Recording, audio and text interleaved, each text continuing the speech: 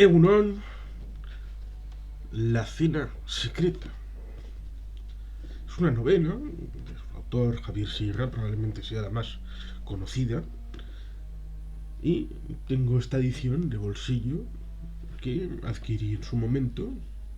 Y aquí está el objeto de la novela, que es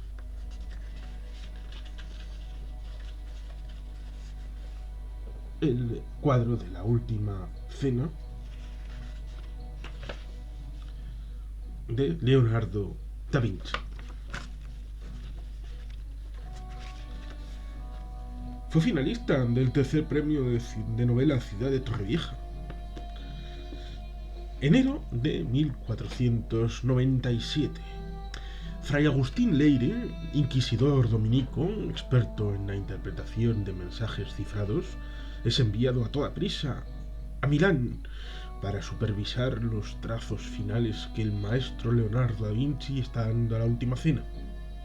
La culpa la tiene una serie de cartas anónimas recibidas en la corte papal de Alejandro VI, en las que se denuncia que Da Vinci no solo ha pintado a los 12 sin su preceptivo halo de santidad, sino que el propio artista se ha retratado en la Sagrada Escena dando la espalda a Jesucristo.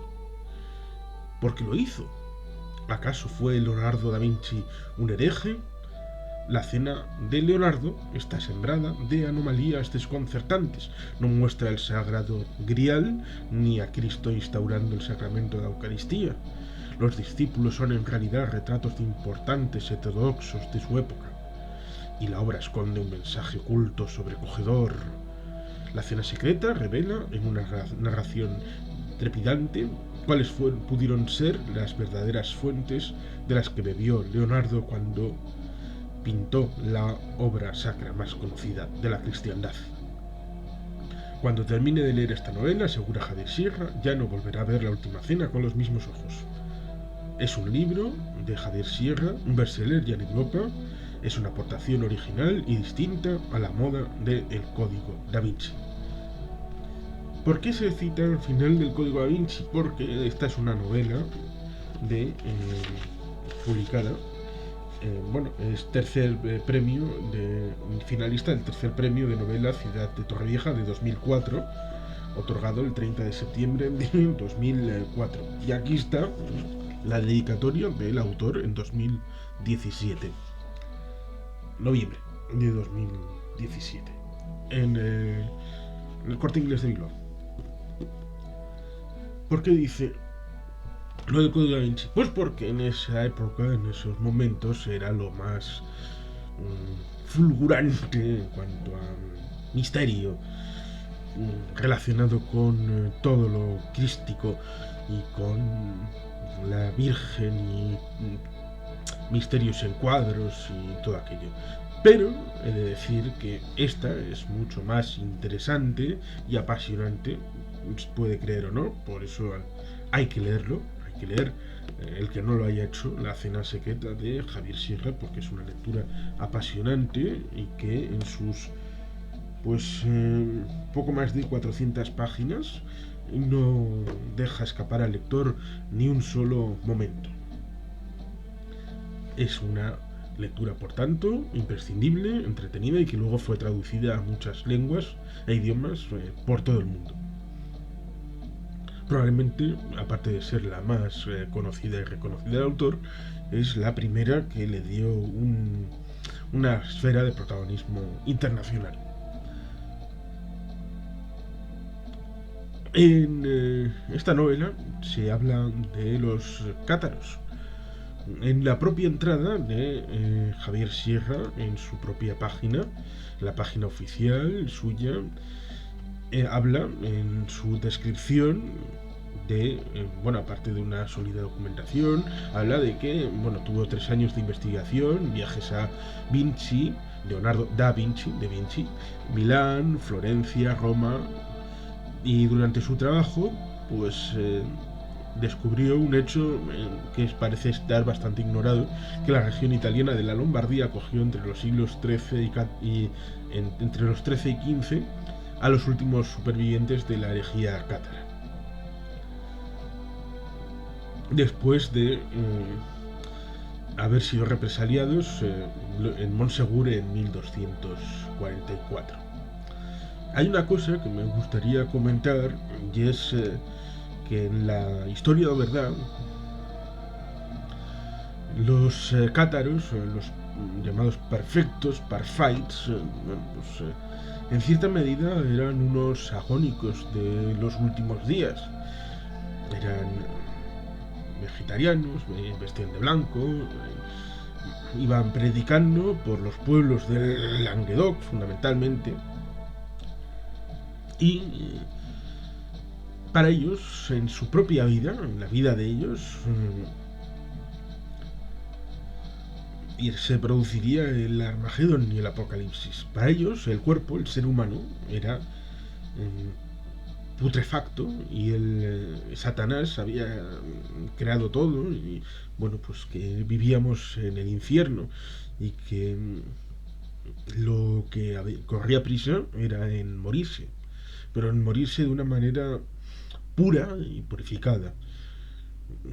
Quizá por eso el final aquel en Montsegur, en el que pareciera cuando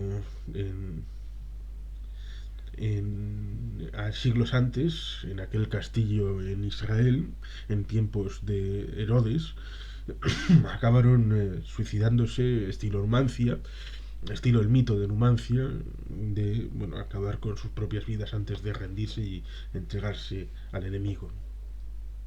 En el caso de Montsegur es famoso aquel dicho, probablemente apócrifo, de aquel cardenal guerrero que dijo: matadlos a todos, Dios ya distinguirá a los suyos. Por tanto, la llamada herejía cátara pues, sería un elemento pintoresco, en cierta manera atractivo por todos los elementos que pudo tener.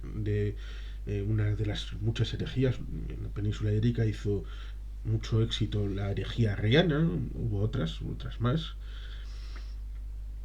y digamos que se solapó con un elemento político, que fue que en aquella época, en los tiempos del siglo XIII, Aragón desbordaba al otro lado de los Pirineos y el rey de Francia controlaba fundamentalmente de la isla de Francia, el entorno de París, la zona norte, y por abajo en lo que se puede conocer como Occitania, lo del Languedoc, pues aparte de hablar otra lengua, el occitano,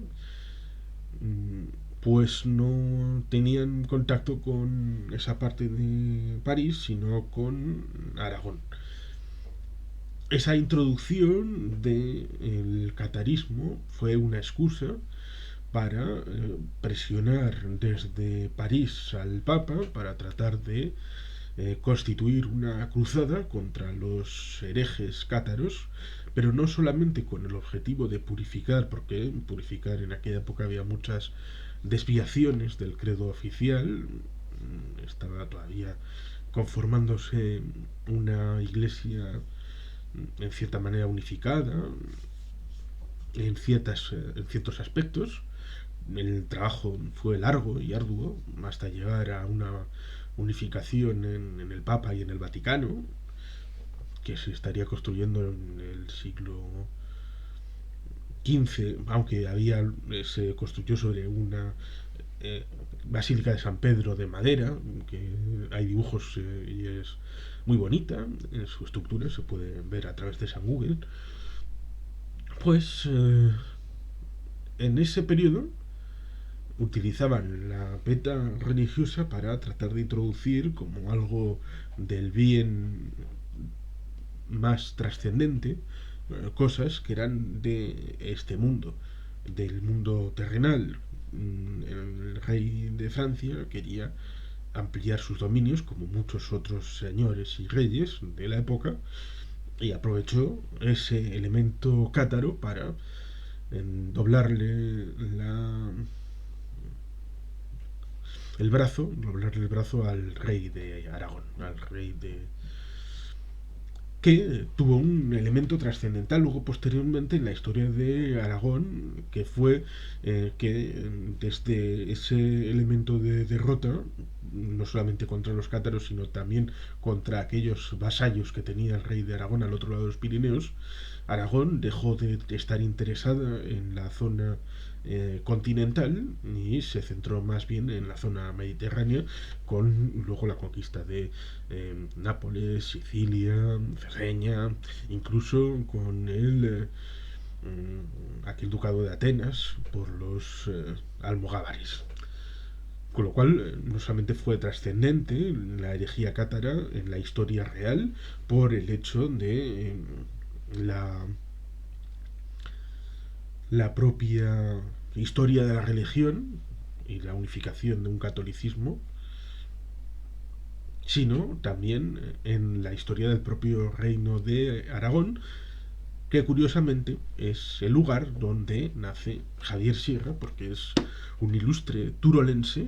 Sí, Teruel existe, y a partir de Teruel pues pudo escribir, porque bueno, pues en Aragón hubo también algunos cátaros que se refugiaron. Y bueno, también por otro lado es curioso porque Aragón también fue la cuna de la cábala.